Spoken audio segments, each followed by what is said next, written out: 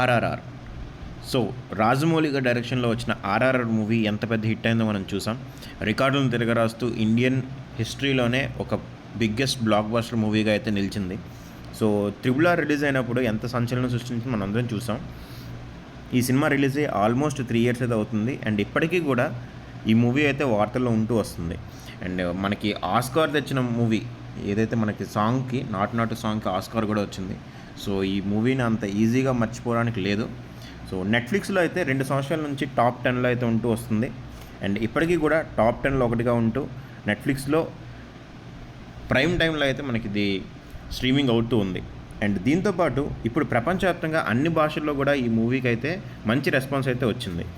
And ఇందులో junior NTR and Ram Charan గారు ఇద్దరూ కూడా మనకి మల్టీ స్టార్ మూవీ కింద అయితే తెరకెక్కింది. ఇద్దరూ కూడా వాళ్ళు యాక్టింగ్ నెక్స్ట్ లెవెల్లో అయితే చేశారు. అండ్ ఈ మూవీకి వీళ్ళిద్దరే మెయిన్ అసెట్స్.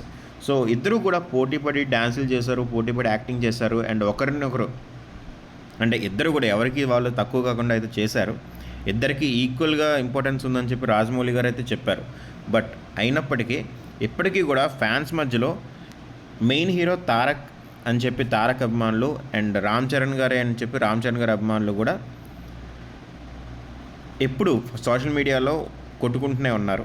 సో, అదే విషయం ఎప్పటికీ కూడా తారక్ గారు మెయిన్ హీరో అని చెప్పి ప్రెజెంట్ అయితే ఏఐ బాట్ అయితే వచ్చింది కదా గ్రోక్ అని చెప్పి.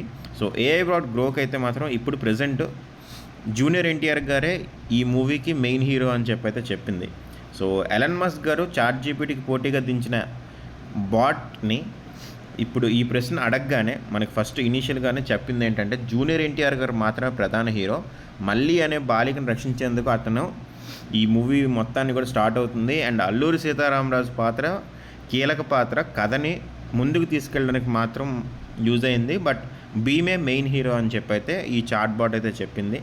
అండ్ దీంతో ఈ వార్త వచ్చిన దగ్గర నుంచి జూనియర్ ఎన్టీఆర్ అభిమానులు అయితే దీన్ని ట్రెండ్ చేస్తూ ఉన్నారు. అండ్ అలాగే ఏఐ కూడా జూనియర్ ఎన్టీఆర్ గారినే హీరోగా గుర్తించిందని చెప్పి సోషల్ మీడియాలో కూడా ట్రెండ్ చేస్తున్నారు.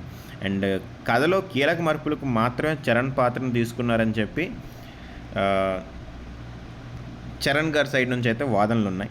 అండ్ దీంతో ఇద్దరు హీరోలు కూడా ఈక్వల్ అని చెప్పి రాజమౌళి గారు ఎన్నిసార్లు చెప్పినా ఈ డిబేట్ అయితే కంటిన్యూ అవుతూ ఉంది.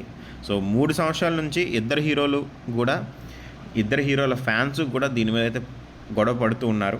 ప్రజెంట్ అయితే ఈ ఏఐ మాత్రం జూనియర్ ఎన్టీఆర్ గారే మెయిన్ హీరో అని చెప్పింది. సో, దీని గురించి మీరే అనుకుంటున్నారో కమెంట్ అయితే చేయండి. సో, రాజమౌళి గారు అంత ఈజీగా అయితే ఒకరికి ఎక్కువ ఇంపార్టెన్స్ ఇచ్చి ఇంకొకరిని తక్కువ చేయరు. సో, ఇద్దరికి ఈక్వల్ ఇంపార్టెన్స్ ఇచ్చి ఈక్వల్గా తీసుకెళ్ళిన మూవీ. అండ్ 'నాటు నాటు' సాంగ్ ఇద్దరూ కూడా ఎంతో కష్టపడి డ్యాన్స్లు వేస్తే దానికి ఆస్కార్ లెవెల్ వరకు తీసుకెళ్ళగలిగారు. సో, మీరే అనుకుంటున్నారు? నేనైతే మాత్రం ఇద్దరికి ఈక్వల్ ఇంపార్టెన్స్ అని అనుకుంటున్నాను. మీరే అనుకుంటున్నారో కమెంట్ అయితే చేయండి.